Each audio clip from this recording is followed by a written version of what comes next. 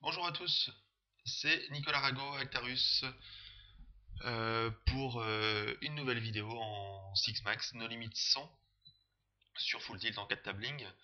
Donc, j'ai jamais fait de vidéo pour l'instant en 6 max pour Limpers. J'ai fait que du heads up. Ces derniers temps, j'ai rejoué beaucoup en 6 max, donc ça m'a donné envie de faire une vidéo sur ce format. Alors, j'ai commencé par une limite petite puisque c'est la NL100. Ce que j'ai envie de vous montrer dans cette vidéo, en fait, c'est peut-être un style de jeu que vous n'avez pas l'habitude de pratiquer, qui est un style de jeu très très loose et vraiment assez agressif. Donc je vais essayer de jouer beaucoup de mains pré-flop. Euh, ça part d'un constat, c'est que les régulars sur cette limite là, je pense que c'est la dernière limite vraiment vraiment soft en termes d'agressivité. Les joueurs ont du mal à s'adapter, ils ont une espèce de, comment dire, ils ont une méthode de jeu euh, qui est en place et qui en général ne change pas suivant le niveau des tables, l'adversaire, etc. Donc la plupart des régulars vont avoir du mal à exploiter mon jeu. Donc c'est tout bénéfique pour moi, puisque quand vous jouez loose, en fait, euh, si les adversaires vous punissent pas par des tribets, intempestif, si les joueurs vous laissent faire, vous laissent voler les blindes, en fait vous avez tous les avantages du jeu loose, donc chose que vous ne pouvez pas forcément faire sur des limites plus grosses, plus élevées. Jusqu'en NL100, d'après les petits tests que j'ai fait entre la NL100 et la NL200, c'est vrai que ça change beaucoup en NL200. Les régulars sont déjà beaucoup plus agressifs.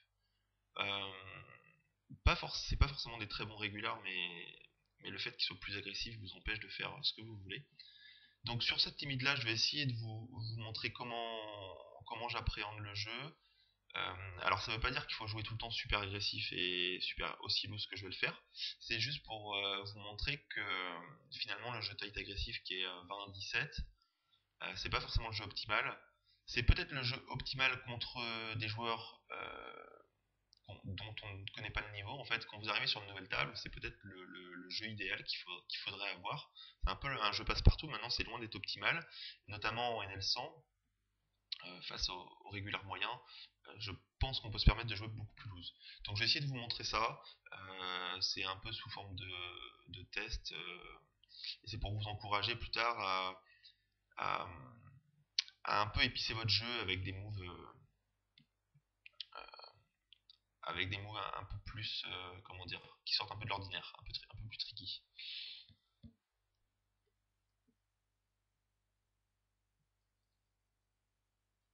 Donc, Valet 10 off. Euh, je pense que c'est pas terrible à call. Bon, je connais pas mon adversaire. Je préfère passer en mode tribet or fold. Et c'est vrai que dans cette session, j'ai décidé de jouer beaucoup de mains. Donc, euh, donc j'ai tribet. Alors, une main intéressante, Valet Roi off. Ce serait une main que je pourrais tribet profitablement au bouton, évidemment. Mais j'ai envie de dire, peut-être que c'était deux offsuit serait une main profitable pour tribet. Maintenant, quoi qu'il arrive, je ne pourrais pas tribet tous les coups au bouton. Donc autant le faire avec une range de main relativement bonne. Euh, on va dire des mains intermédiaires comme 9, je sais pas, 8-10 off par exemple, ou des mains comme ça, dame 9, dame 9 off. Voilà, maintenant, je pense que Roi Valet Suited a beaucoup plus. J'ai plus intérêt à Just Call que à Tribet. Donc les deux moves sont sûrement EV+. Maintenant, faut voir lequel est le mieux. Je pense que dans équilibrage de son jeu, je pense que c'est plus intéressant de Just Call ici. Ça ne veut pas dire que je ne vais jamais tribet cette main-là dans cette position, mais je vais plus souvent la call puisque c'est une main qui sera pas souvent dominée par Roi-Dame, As-Roi, puisque la range de mon adversaire au cutoff est vraiment là très large. Donc ici j'ai un call assez simple. je peux voir je vois le coup en position. J'ai l'avantage d'avoir une main très jouable, avec laquelle je peux semi-bluff assez souvent. Des fois, je vais avoir deux overcards, des gutshots, etc. Donc, c'est une main vraiment intéressante à jouer. Ici, j'ai deux joueurs dans les blindes ont payé. J'ai touché un flop très soft. Très soft. Non, qu'est-ce que je dis? C'est pas ça que je voulais dire. Donc, c'est un flop tout à pique, qui est relativement riche, mais mes adversaires auront quasiment jamais fait deux paires ici. Donc, deux paires 7-4, deux paires 7-3, c'est a priori pas dans la range de mes adversaires.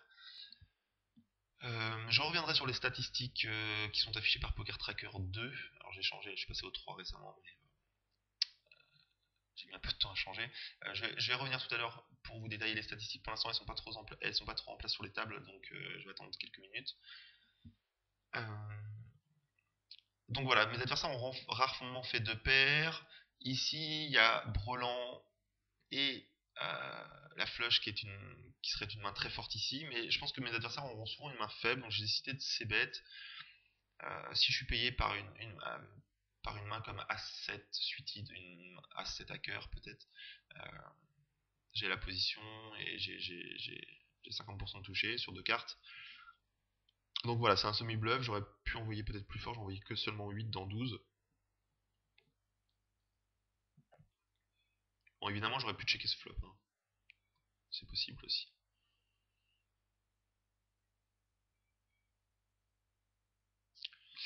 La petite blinde me re-raise à 22$.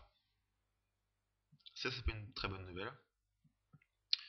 Alors, j'ai pas les statistiques du joueur, mais si ma mémoire est bonne, il était relativement sérieux.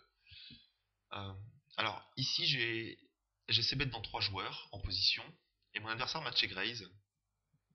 Il y a encore 2 joueurs à parler derrière lui, et il y a encore moi qui a la parole, qui peut lui revenir dessus.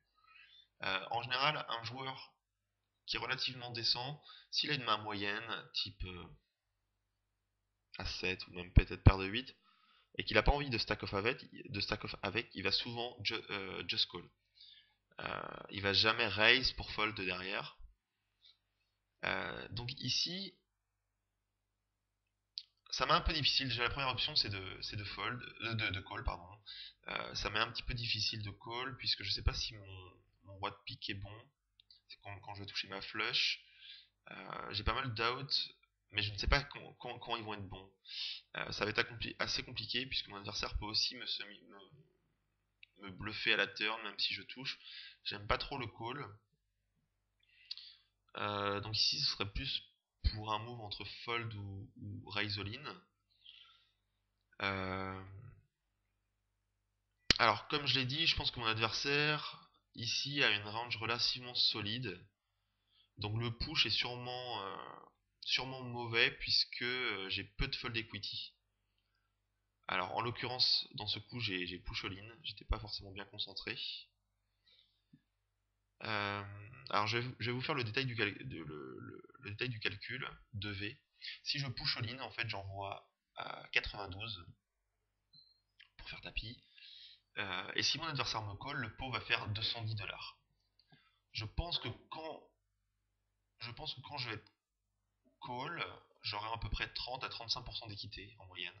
On va dire 35%, une chance sur 3, pour simplifier la chose. Donc si je suis payé, je peux être payé par Brelan, je peux être payé par des flushs, je peux être payé par peut-être des mains comme 7-5 avec le 5 de pique, je sais pas. Je pense avoir à peu près 30 à 35%. Donc sur les 210$, je vais récupérer en moyenne un tiers du pot.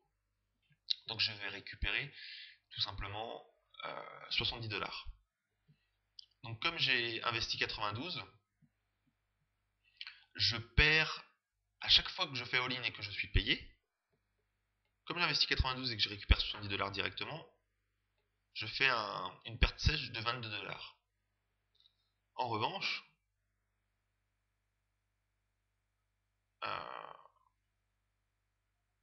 oui c'est bien ça. Bon on va dire pas 22 mais on va dire 25 pour arrondir. Par contre, à chaque fois que mon adversaire fold, je fais un BNF de 40$. Donc je pense, donc si on fait le ratio entre le pourcentage de fois où il faut fold et le pourcentage de fois où il va call, je pense qu'il suffit que mon adversaire fold une fois sur 3 pour que le push soit rentable. Donc voilà le détail du calcul. En l'occurrence, ici, mon adversaire, j'ai c-bet dans 3 joueurs, il m'a check raise, ça montre énormément de force. Je pense que le pourcentage de fold ici sera inférieur à 25%. Donc il va extrêmement souvent me call, ce qui en fait un push, d'après le calcul, mauvais. Si j'avais une situation, on était en heads up. Mon adversaire m'avait call en petite blinde, j'avais attaqué au bouton, mon adversaire m'avait call en petite blinde, j'avais c-bet, il m'avait raise. Là, je pense que le push est beaucoup plus ok, puisque mon adversaire est censé souvent me check raise, puisqu'il sait que j'ai pas souvent grand chose sur ce board. Donc dans cette configuration là, en situation de heads up, je pense que le push était beaucoup plus valable, puisque j'avais peut-être 50% de chance que mon adversaire fold. Maintenant, ici, c'est clairement une erreur de pusher. J'ai surestimé ma fold equity. Et j'ai été snap call par un top 7 ou un round 7. Et j'ai touché un pic et pas de doublette, donc j'ai eu la chance de gagner ce coup. Donc là, je devais avoir un truc comme peut-être 30% parce qu'il a les redraw. Il a les redraw pour faire full, même quand je touche. Donc un coup pas bien joué, mais chanceux. Bon, peu importe. Peu importe. Si la seule chose qui peut importer dans la vidéo, c'est de regarder si l'adversaire a recavé, en l'occurrence oui. Et l'autre chose, c'est de se rendre compte de son image et que ça procure. Il faut savoir qu'il y a beaucoup de joueurs qui multitapent, donc qui n'ont pas forcément vu ce coup-là. Et donc qui changeront rien à leur jeu. Il y a des joueurs qui ont vu ce coup, mais qui ne vont rien changer non plus dans leur jeu, puisqu'ils savent pas forcément s'adapter. Et il y a des joueurs qui l'auront vu et qui vont se dire, ok, Actarus, c'est un joueur qui a priori aime bien pusher ses draws. Donc contre ces joueurs-là, sur les boards assez draw, oui, il y a peu de chances que mes adversaires me check raise en bluff. Puisqu'ils savent que j'ai tendance à reshove ou à aller revenir dessus. Donc typiquement sur des boards 9, 10, 7, avec 2 cœurs, sur un check raise, mon adversaire a des grandes chances d'avoir une grosse main faite, ou alors un énorme draw.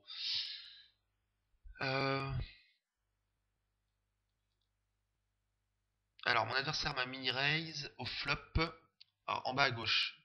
J'ai attaqué pré-flop, la petite main m'a payé, j'ai c-bet sur ce board.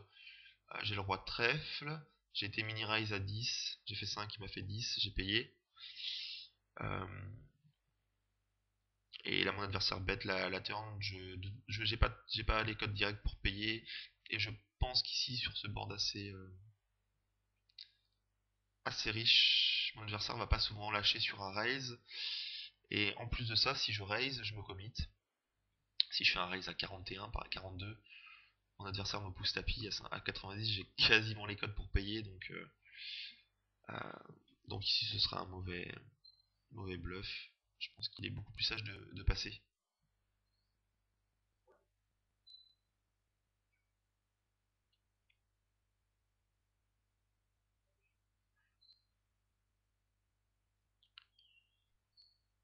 Donc en fait l'idée de jouer loose c'est de jouer beaucoup de coups pré-flop en attaque.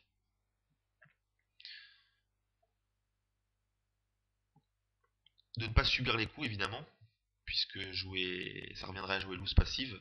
Loose passif qui est peut-être le plus mauvais style de poker, au poker. En tout cas pour le no-limit hold'em. En haut à gauche j'ai 7 et 6 8 en blinde, je pourrais payer. Je pourrais tribet, mais je pense que c'est plus intéressant de just call. Bon, les deux se valent peut-être. Il y a le problème. Si j'étais en position, ce serait clairement plus intéressant de call. Ici, je suis hors position, donc c'est un petit peu plus gênant. C'est peut-être pour ça qu'on a envie de tribet.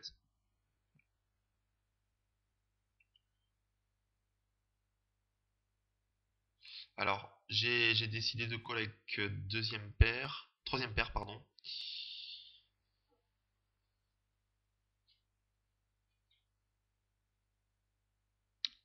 Euh, Ici, j'ai une décision intéressante à la river. J'ai maintenant quatrième paire. C'est possible qu'on adversaire a assez bête un 10 par exemple et à check. C'est possible que adversaire a touché un 8 chanceux, il peut avoir un 6 meilleur que le mien, comme As 6, ou même n'importe quel 6, 9-6, etc. A priori, à la turn, mon adversaire n'a quasiment jamais une main forte, puisque s'il avait flush, il a aucune raison de slow player sa flush en position. Autant mettre le maximum d'argent dans le coup. Donc il y a très peu de chances qu'il ait flush et qu'il ait deux paires, du moins à la turn. Alors ici, on peut envisager deux choses. Soit le check fold, en sachant que si je check, je pense qu'il va souvent check. Soit le bet. Alors, si on check, c'est qu'on estime qu'on a assez souvent, on a de la bonne showdown value, ce qui est relativement le cas. Maintenant, il faut comparer le lever du check à le lever du bet. Si je check, j'ai peut-être dans 75% du temps la meilleure main. On va partir du principe qui me bluffe jamais à la river. Donc si je bet dans 75% du temps, j'ai peut-être la meilleure main, donc je vais récupérer 75% de 16$. Maintenant, je pense que si je pote ici, il y a de très grandes chances qu'il fold beaucoup de mains faites qui me battent, comme un 10 ou un 8 ou un meilleur 6. Et je pense que j'ai beaucoup plus d'intérêt à bet ici. Il peut même fold un roi, un petit roi par exemple, ce qui bat quasiment qu'un bluff, genre une main comme roi 7. Il peut fold. Je pense que ici le lever du bet est beaucoup plus intéressant puisqu'il va extrêmement souvent fold. Et puis en plus, bon, ça m'évite de me faire bluffer aussi. J'essaie de miser fort. Alors, on pourrait se dire, oui, c'est vrai, finalement, si j'avais call au flop avec 2 et 3, ça serait revenu au même. Dans ce cas précis, oui, vu la configuration du coup. Maintenant, il peut second barrel. Si vous collez trop, évidemment, au flop, il peut second barrel. Et l'avantage, c'est que vous pouvez faire des moves, par exemple, à la turn, vous pouvez check raise. Et le fait d'avoir troisième paire, ça vous fait des outs au cas où il a top paire. Ça vous fait des outs, peut-être deux outs pour faire brelan. Il y a trois outs supplémentaires pour faire deux paires. Donc c'est pas exactement la même chose. En fait, le call au flop. euh, alors, en haut à gauche, j'ai check back le flop. J'ai pas vraiment d'intérêt à bet ici. Euh, de toute façon, j'avais décidé de payer quasiment sur n'importe quel turn, une fois au moins. Euh,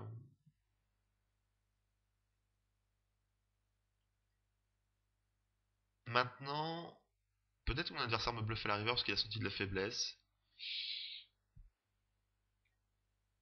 Maintenant, c'est un board qui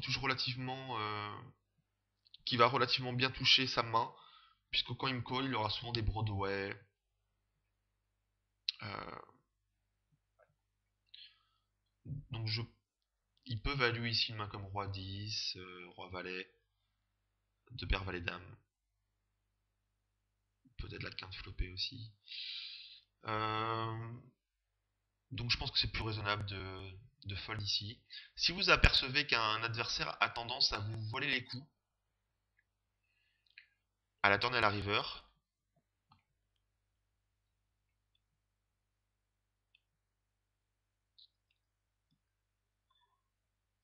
alors en bas à droite, mon adversaire m'a tribet. J'ai call le c-bet. Donc évidemment, quand mon adversaire me tribet préflop, euh,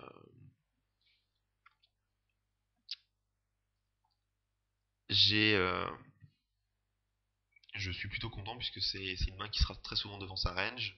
Les joueurs tribet light contre le bouton relativement souvent. Donc j'ai souvent la meilleure main, mais ça veut pas dire que le 4-bet est plus intéressant que le call. L'avantage du call, c'est que ça me permet d'extraire de la value des mains inférieures, alors que le 4-bet, ça peut le chasser. Je pense qu'en NL sens, ce serait très mauvais ici de 4-bet, ce serait carrément une erreur avec As-Dame. Si je joue sur des parties très agressives, ça peut être intéressant de 4-bet. Quand vous savez que votre adversaire peut shove très light et peut vous contre-bluff, votre main, votre main a une très bonne équité contre sa range de push, qui contient des mains fortes mais aussi des mains très faibles. Ici, clairement, le call est bien supérieur. Alors, j'ai touché un board assez mitigé. Euh, j'ai décidé de call de ces bêtes. Si je me suis pas trompé, je vais remettre en arrière parce que j'ai un doute.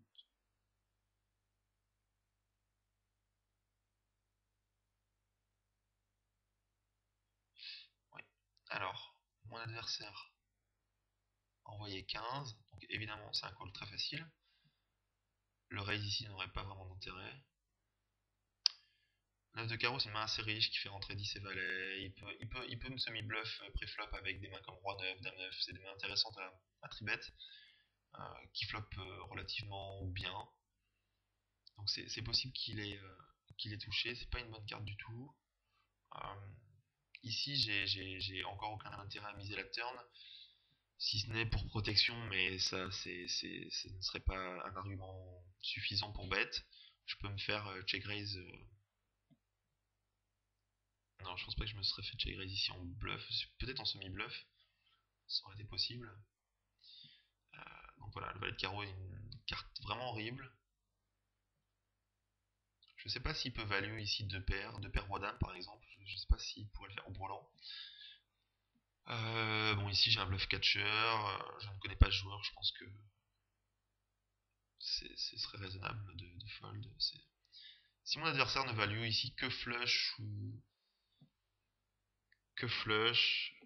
et qui préfère check call avec un 10, là ça pourrait être intéressant de call puisque sa range de value est trop fine en fait. Et sa range de bluff est trop importante. Mais clairement ici,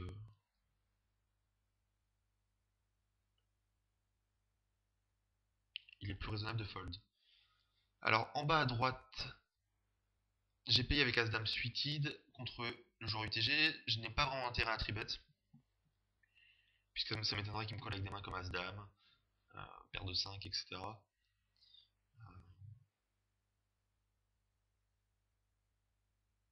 Donc autant jouer le coup en position,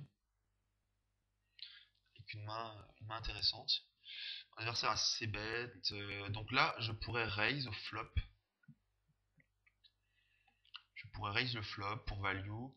Euh, de toute façon, j'ai très souvent la meilleure main.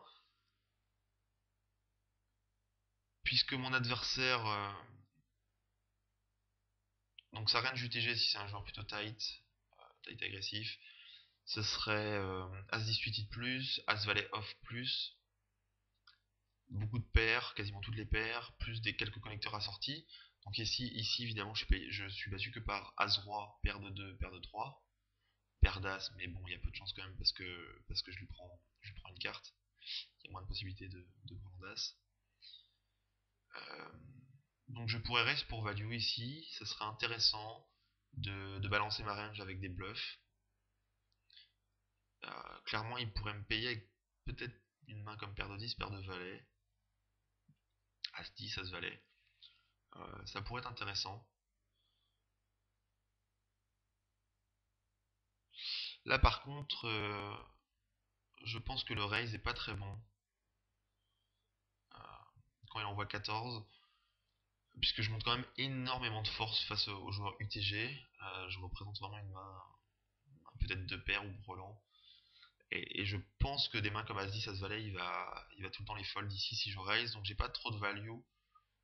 Je pense que c'est plus intéressant ici de juste call et de bet la river pour... je-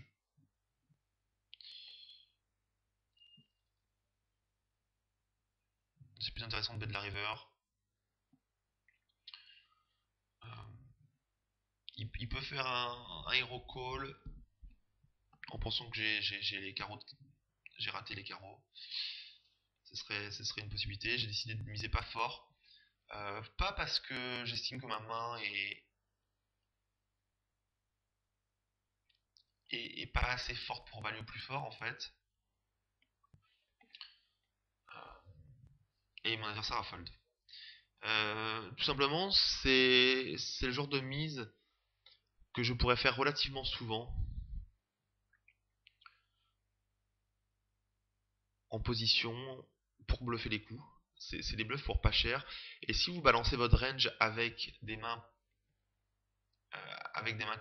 bluffs, euh, donc des draws qu'on raté typiquement, et des mains faites relativement bonnes, c'est beaucoup plus difficile pour l'adversaire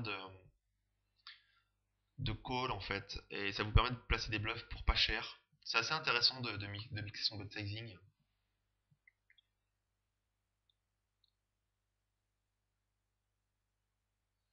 Euh, En haut à droite, j'ai C-bet, j'ai touché brelan. Ici, j'aime pas trop ma ligne. Bon, j'ai décidé de changer. Évidemment, c'est le second barrel qui est le move le plus adéquat. J'ai pris une ligne un peu bizarre, j'aime pas trop. Je pense que c'est beaucoup mieux de second barrel et peut-être de check. Donc il y a peu de chances qu'il ait les piques, évidemment. Finalement,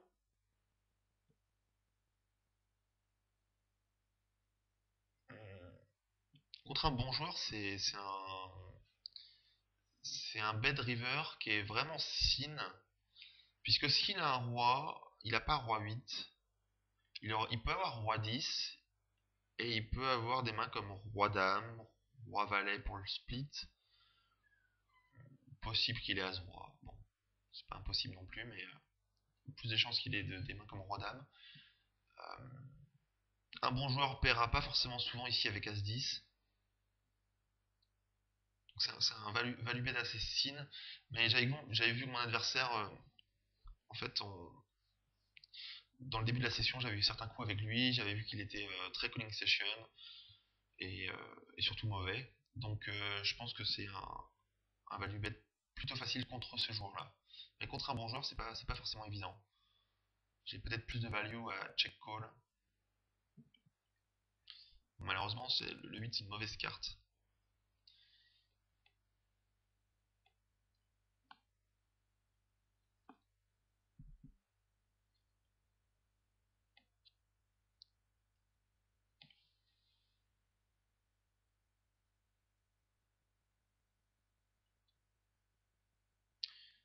Euh,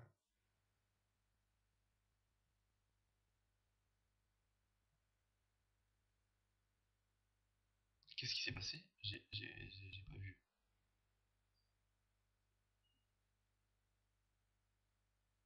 Ah oui, en haut à droite.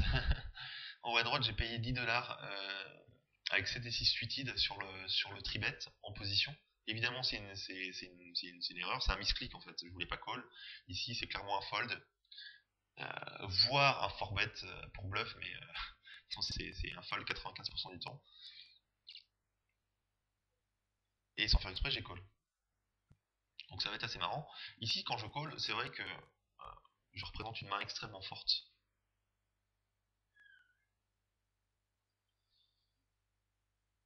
Et je représente une main extrêmement forte. Et ça devrait être assez scary pour l'adversaire. Alors, je suis en train de réfléchir ici. Si je raise, le problème c'est que je me commit. Puisque j'ai quand même une paire. Il peut pousser avec des draws. Peut-être que s'il avait que 50$ derrière, j'aurais peut-être pu pousser all-in en semi-bluff. En haut à droite. Et peut-être lui faire passer un 9. et il a peut-être pas souvent grand chose.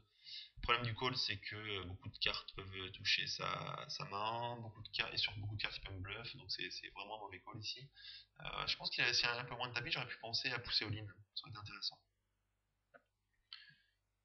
Alors, à droite, en bas à gauche, j'ai décidé de passer bête. Bon, pour la simple et bonne raison, c'est que je vais pas non plus tout le temps c'est bête, ce genre de board. Il y a des fois, je laisse tomber. C'est vrai que quand je check, c'est souvent pour abandonner le coup. Donc des fois, il faut essayer de balancer son jeu avec des check raises. En haut à gauche, mon adversaire a fait 3 préflops, j'ai juste payé parce que j'avais 2 à payer pour 6. J'ai la position face à un joueur qui a pas l'air très très très fort. Alors, au niveau des stats, j'ai oublié d'en parler. Euh, on va prendre la table en haut à gauche. Le joueur Eric, je vois pas bien, Stommer 12. Il est 30-10, infini 10. Alors, le premier chiffre c'est 30% de VPIP. Le deuxième c'est le préflop raise, 10%. Donc en gros, c'est un joueur qui est très passif. La plupart des coups, quand il les joue, il est subi. Infini, c'est le facteur d'agressivité. Pour l'instant, c'est... D'ailleurs, c'est étonnant que ce soit infini, puisque comme il a subi des coups, ça ne devrait pas l'être. En règle générale, c'est un chiffre qui est compris entre 1 et... entre 0,5 et 4. Donc plus c'est haut, plus le joueur est agressif. Et le 10, le dernier chiffre, c'est le nombre de mains que j'ai sur ce joueur.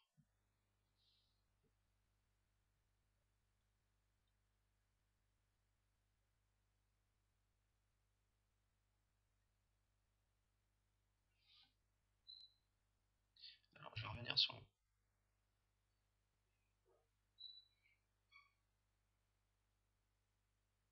Alors, en bas à droite, j'ai décidé de just call en petite blinde face au cutoff avec As-Dame.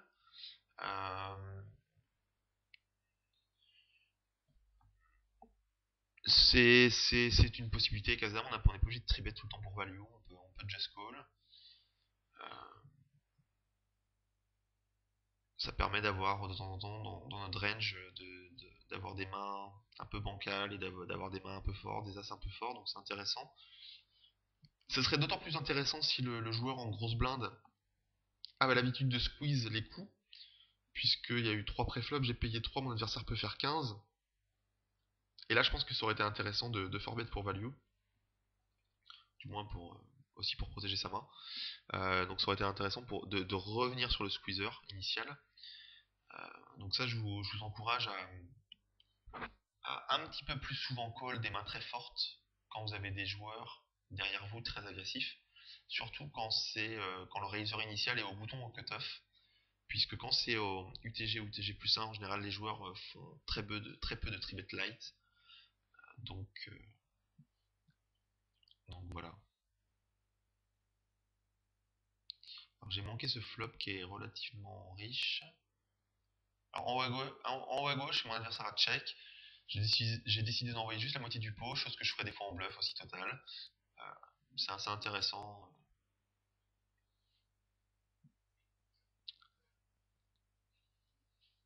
Alors, il me semble que j'ai donc bet le flop. Et ici, je pense que quand je call une fois, il est plus raisonnable de fold. Il aura beaucoup de mains type paire, 2 paires, ou alors paire plus gutshot, paire plus tirage 15 par les deux bouts, etc. Peut-être qu'il est max déjà, donc c'est pas un board évident. Moi, je peux représenter pas mal de choses, c'est vrai, mais je pense qu'ici, ce serait une erreur typiquement de bet la turn si c'est pour check fold de la river. Si je bet la turn,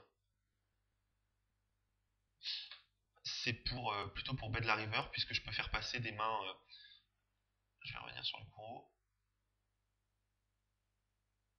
Si je bet la turn, oui, j'ai peu de chance de faire passer des mains comme top pair plus tirage quinte. Maintenant, c'est des mains que je peux faire passer à la river. Donc il y a une grande partie de sa range qui va call à la turn, avec des mains un peu bancales, mais qui vont sûrement fold de la river. Donc le bet n'est pas du tout profitable à la turn si c'est pour fold, si c'est pour ne pas bluffer la river, clairement. En haut à droite, il y a eu plusieurs limps. J'ai fait 7 avec Roi Dame suited, payé par le premier joueur. Donc c'est un adversaire qui est 19-0 sur 16 mains. Donc même si c'est pas représentatif, 19-0 ça veut dire que il a quand même l'habitude de jouer les coups passivement. J'ai été payé par les deux joueurs. J'ai décidé de jouer passivement ma main, de check call. Ah oui, c'est toujours le joueur très mauvais en haut à droite, j'avais oublié. Et comme il bet souvent, j'ai décidé de le laisser bet sur ce board. J'aurais peut-être même pu check raise contre ce joueur qui est très faible. Et bon, maintenant, j'ai un check raise facile à la turn. Toujours dans l'optique qu'il est très mauvais, donc je joue simplement la main. Je joue la valeur de ma main. Et ici, ma collègue de paire as roi, il me semble. Donc il joue très mal pré-flop. Il joue très mal à la turn. Même au flop, il n'a pas misé assez fort. Et il joue mal à la river, il doit sûrement fold. Donc c'est assez marrant.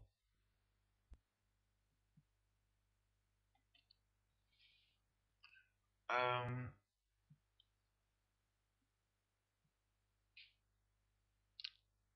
coup intéressant, en bas à gauche. Mon adversaire a assez bête sur ce board. Non, pardon. Il a limp. J'ai fait 3 préflops, il m'a payé. J'ai ses bêtes, 3 dans 6, et il m'a raise à 10.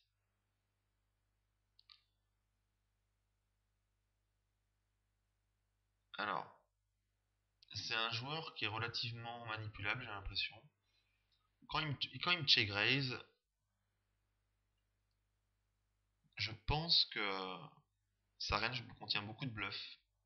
Peut-être avec des draws, des mains, peut-être des tirages flush, peut-être des mains type 5-6, 4-5, 4-6 qui ont une gutshot. Il peut avoir 2 overcards, voilà, en bluff total. Pour value, je suis pas sûr qu'il check raise ici avec une main comme 6 et 7. Il a sûrement pas une overpair comme paire de 8 puisqu'il aurait sûrement attaqué pré-flop. Donc je pense qu'ici il a souvent pas grand chose. Donc je décide de call avec Ace High.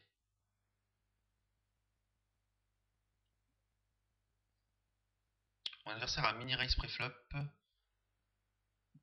à droite.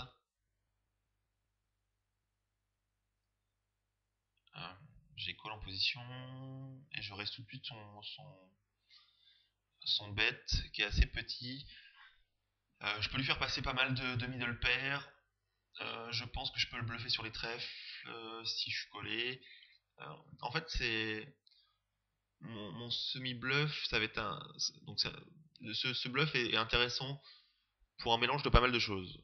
C'est que si je suis collé, je peux toucher. J'ai peut-être bon, j'ai une dame évidemment qui me donne le jeu max. J'ai peut-être un as qui est vivant, s'il a une main comme mon roi dame, mon roi valet. Et j'ai pas mal de cartes qui peuvent être dangereuses pour sa main, que je peux bluffer. Donc c'est assez intéressant comme semi-bluff, je pense.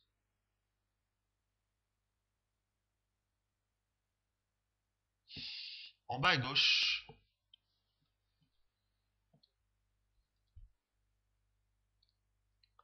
euh, mon adversaire a seconde barrel.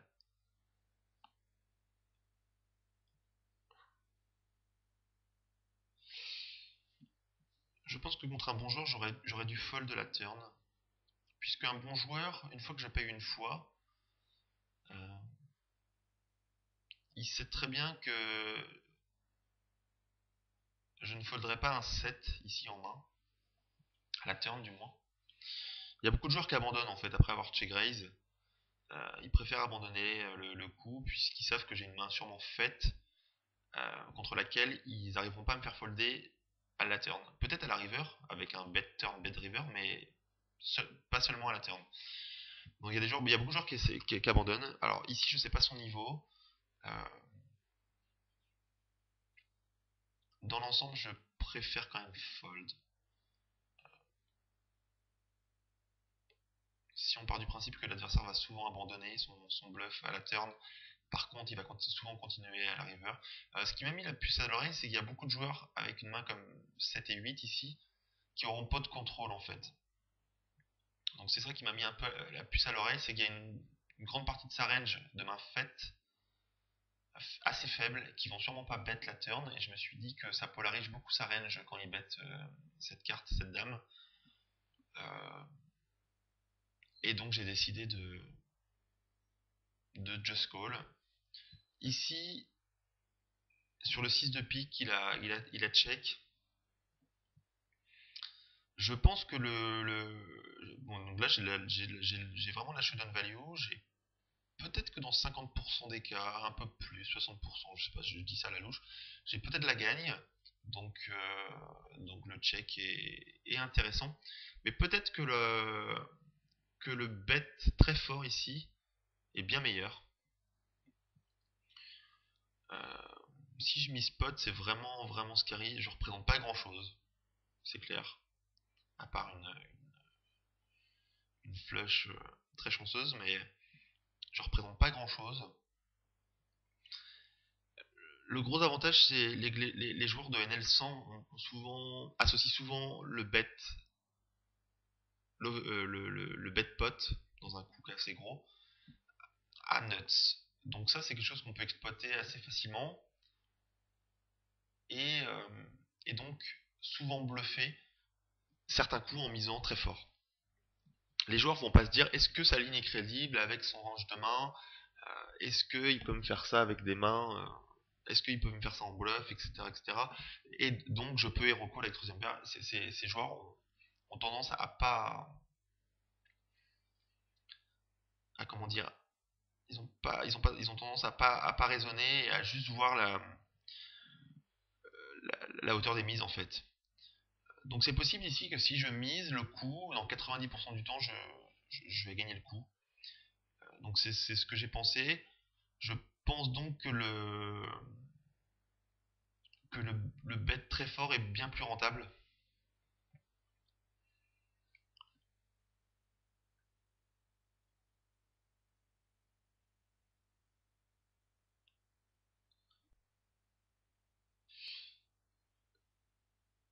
Alors à droite, mon adversaire m'a call. J'ai fait une grosse erreur. Ici, j'aurais dû c-bet. J'aurais dû seconde barrel sur ce 3 de trèfle. C'est clairement une erreur. Puisque il y a peu de chances que je me fasse check raise all in.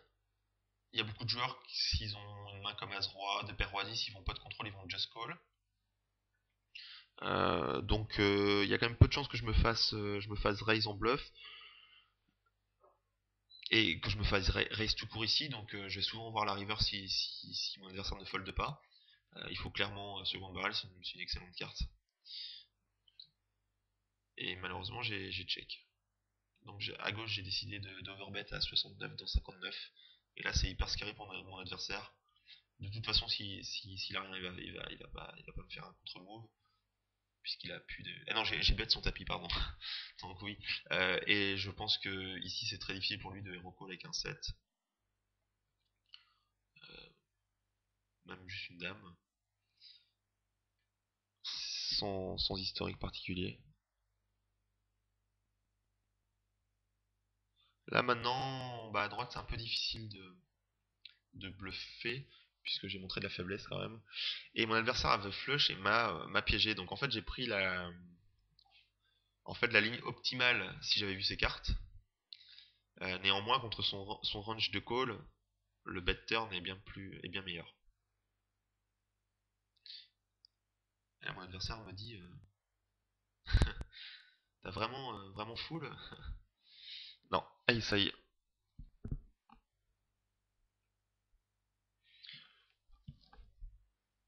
En fait, les débutants ne comprennent pas le principe de la showdown value. C'est-à-dire qu'il y a des fois on a des mains comme deuxième, troisième paire, qu'on a beaucoup plus intérêt à check plutôt qu'à bet à la river, puisqu'on peut très souvent gagner le coup.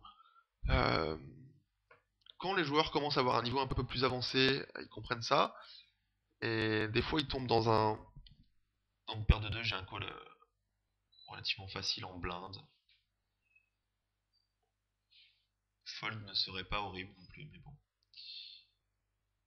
Et les gens ont tendance à pousser le show value à l'extrême. Et dès qu'ils ont ace high, ils vont checker en pensant qu'ils ont peut-être la gagne. Alors que clairement, il y a des coups où l'adversaire peut très bien avoir fait troisième ou quatrième paire. Et il y a des coups où l'adversaire a monté tellement de faiblesse que le bluff est très rentable. Et il faut donc transformer ça en bluff.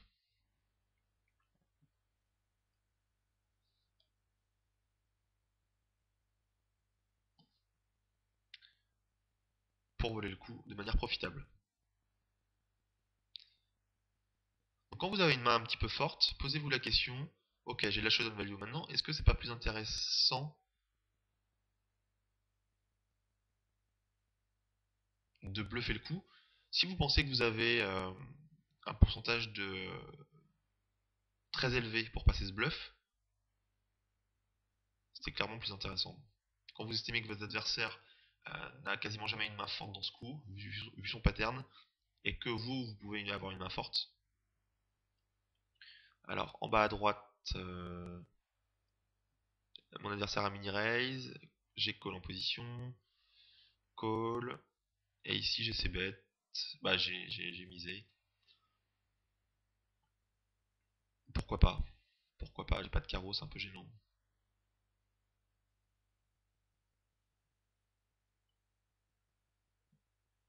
En bas à gauche, ça s'est excité à la river. J'aimerais bien voir la main adverse.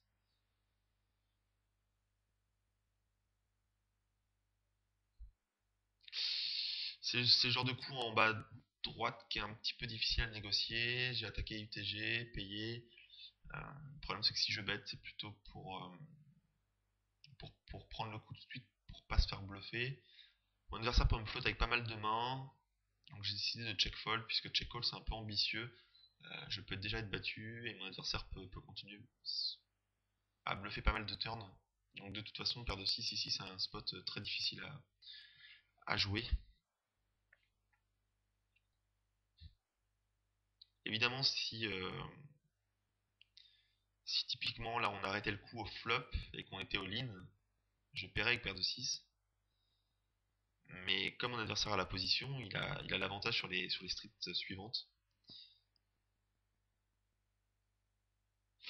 Alors en bas à droite, j'attaque UTG, mon adversaire a payé en blinde. Je pense que je pourrais second barrel.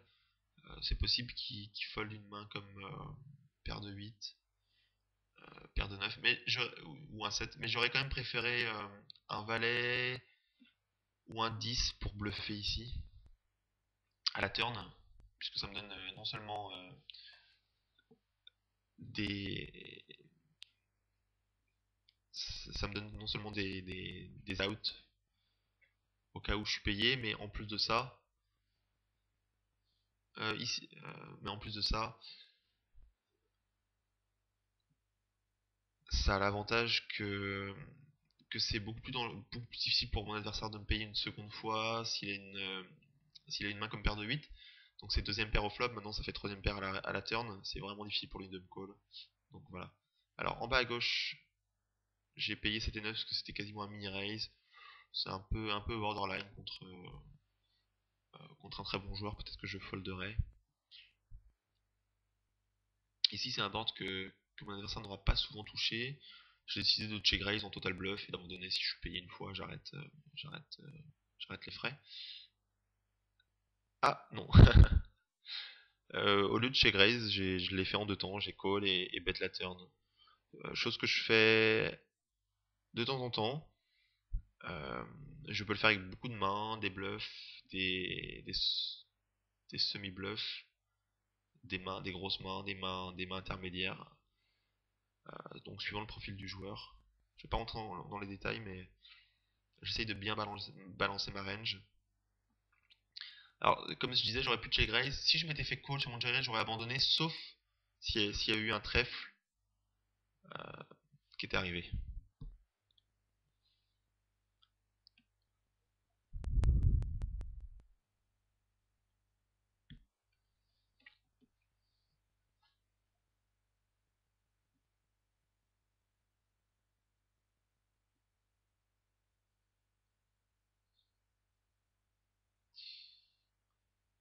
Excusez-moi pour avoir caché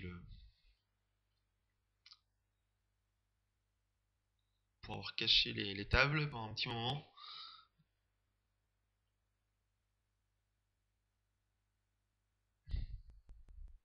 Alors ici j'ai tribet en bas à gauche et un short à payer, donc bon. Ah non, qu'est-ce qui s'est passé?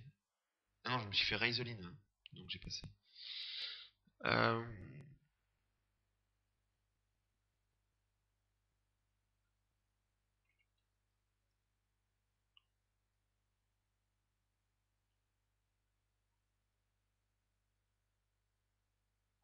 alors, attendez 2 petites secondes.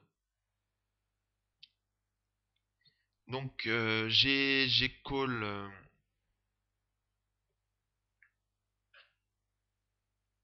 J'ai call avec paire de 6 face à un joueur qui est extrêmement tight sur 30 mains. Il est 7% de VPIP, 0 de raise préflop. Donc il attaque QTG, je le mets sur une très grosse main. Je pense qu'ici j'ai clairement les codes pour cette miner, puisque très souvent quand je vais toucher, je vais pouvoir stack off avec. Donc c'est pour la simple et bonne raison que j'ai collé. Ici j'ai touché brelan, donc j'ai tout de suite raise, j'ai voulu mettre l'argent au milieu. Et j'espère qu'il a overpair. Bon, maintenant, comme une fois, c'est quasiment sûr qu'il a overpair. Donc, donc ça sert à rien de sous-jouer ici.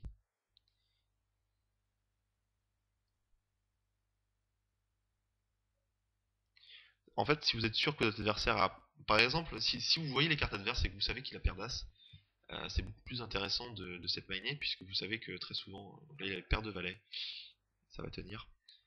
Vous savez que...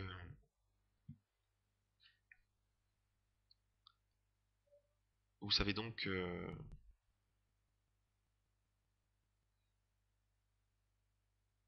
quand vous allez toucher votre set, en fait, vous allez pouvoir extraire le maximum d'argent dans le coup. Si votre adversaire est plus agressif et a tendance à bluffer pas mal de coups, si vous jouez passivement votre main, du coup il va vous voler le coup quasiment à chaque fois, et quand vous allez faire brelan, bah, vous n'allez pas forcément lui prendre tout son argent. Donc dans ces cas-là, cette miner a beaucoup moins de force, beaucoup moins d'intérêt on va dire. Donc je joue un style qui est vraiment très loose, puisque si on prend sur la table en haut à gauche, j'ai joué 30% des mains. Alors j'ai un preflop raise que de 17%. Ça sera pas mon preflop raise classique. Ça va souvent, les deux chiffres vont souvent être très proches. Ça sera plutôt, je sais pas, 30-24 par exemple. Mais là, il s'avère que j'ai eu pas mal de spots où c'était plus intéressant de call en position. J'ai eu pas mal de spots un peu plus souvent que la moyenne. Donc voilà, c'est aussi pour ça. Euh, en, En haut à droite, j'ai payé avec Dame Valet off en blinde. C'est une main que j'aurais pu tribet aussi, puisque je suis hors position, c'est un peu plus difficile à coller. Si c'était ici les cut-off et que j'étais au bouton, là je vais peut-être plus souvent call. Encore une fois, je pense que le tribet était meilleur. Euh, Mon adversaire a squeeze à 15. Je pense que comme c'est un adversaire qui a l'air relativement agressif, euh, j'ai décidé de faire all-in. En fait, il y a à peu près 20 $ par terre, j'ai décidé de faire tapis à 100. Donc en gros, quand je suis call, le pot fait 200, je pense que je dois avoir 30% d'équité, je récupère 60. Donc ça fait que je perds à peu près 30-35 $ dans le coup, 35 $ dans le coup. Et quand mon adversaire fold, j'en gagne 20. Donc il faut que mon adversaire, en gros, fold à peu près 35% du temps. Non, plus.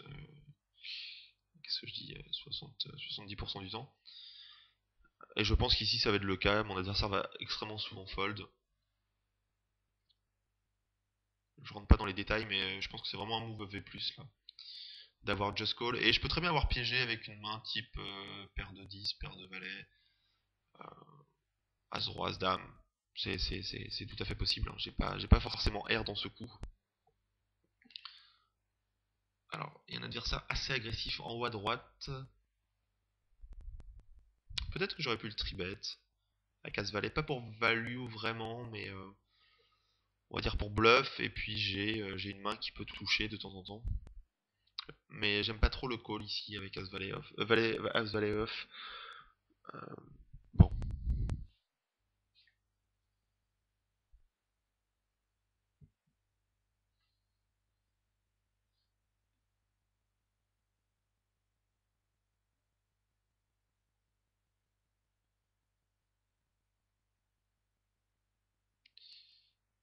Alors, je vais peut-être avancer un petit peu, j'essaie de trouver...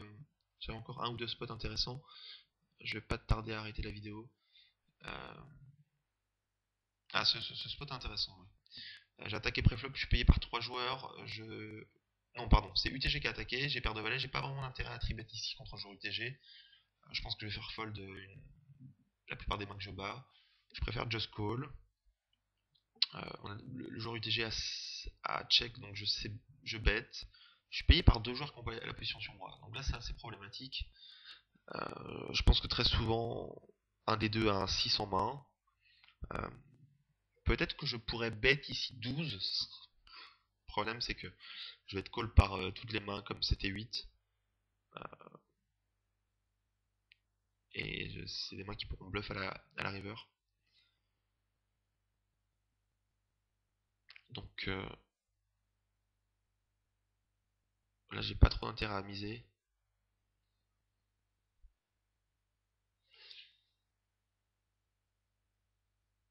Et mon adversaire ici va bet. Alors c'est assez étonnant. Bon, je suis quasiment sûr que le joueur entre nous deux n'a pas un 6 en main. Donc il y a de très grandes chances que je batte le joueur qui est au milieu de nous. Lui, j'ai vraiment hésité à call. Le problème, c'est que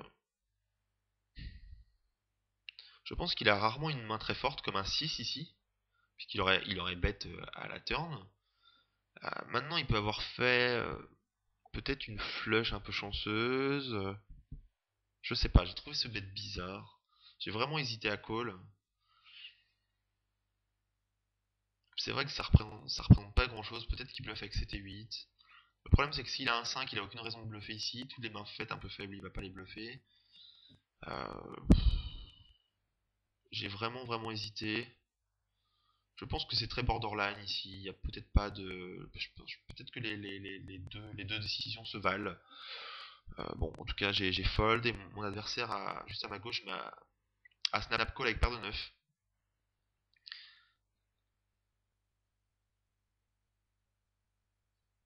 Je vais peut-être avancer un petit peu.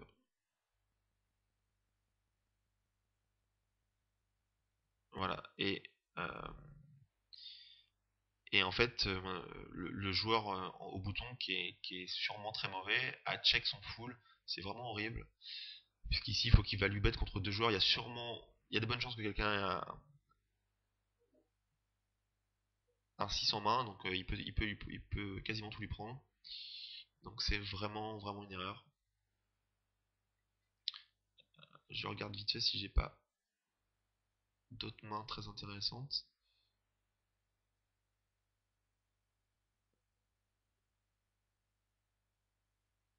Ouais, bon. J'avais fait carte max. J'avais légèrement overbet à la river. J'avais misé le pot fait 11, j'ai quinte max. Et je pense que mon adversaire a souvent un valet ici puisqu'il m'a call à la turn. Donc j'ai décidé d'overbet à 13 ou 14, je crois, et j'ai été call par un valet. C'est ça, 10 et valet. Donc là j'avance puisque je pense qu'il n'y a pas tant que ça de coups. S'il y a un dernier coup intéressant, il me semble.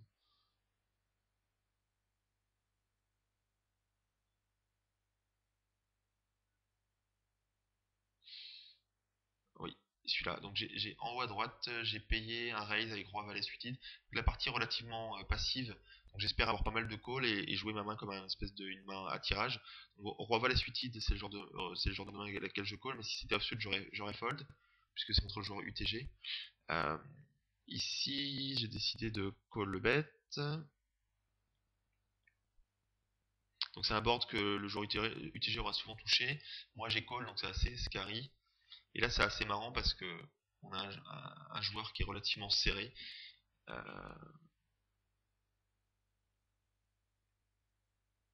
qui raise, et je pense qu'ici il est absolument énorme. Il a peut-être brelan, deux paires minimum, deux paires roi dame minimum, peut-être quinte. Donc j'ai décidé de fold puisque mon tirage ne vaut pas grand chose.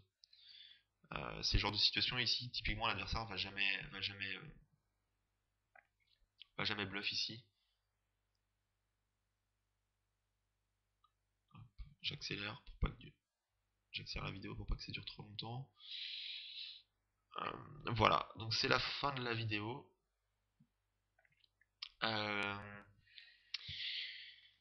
Le but c'est pas de détailler toutes les mains que j'ai jouées pendant la session. Il y a peut-être des mains sur lesquelles j'ai été très vite ou que j'ai zappé complètement.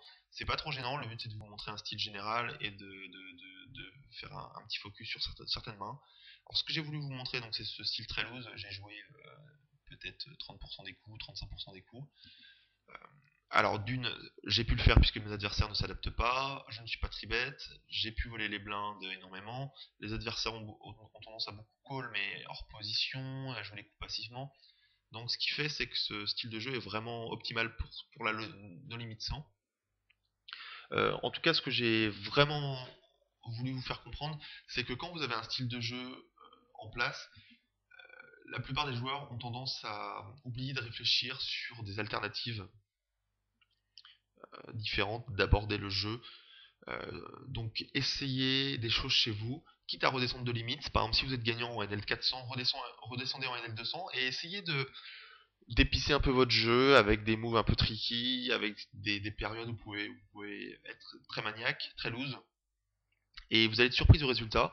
Je pense que c'est vraiment intéressant d'avoir un jeu beaucoup plus complet comme ça, et d'alterner des phases tight et des phases très loose. Je pense que c'est un des secrets pour battre les limites un peu plus élevées. Donc il faut en passer par là, et le style ABC marche évidemment très bien sur les petites limites, mais d'une il n'est pas forcément optimal, et de deux il faut passer à autre chose pour pouvoir gagner plus haut. Donc je vous encourage vraiment à essayer des choses chez vous, comme un espèce de petit laboratoire, et ne vous enfermez pas dans un seul style de jeu. Donc voilà. J'espère que ça vous a plu. Je vous donne rendez-vous pour la deuxième partie de la vidéo NL100 ces prochains jours. Donc voilà. Allez, bonne journée à vous. Ciao.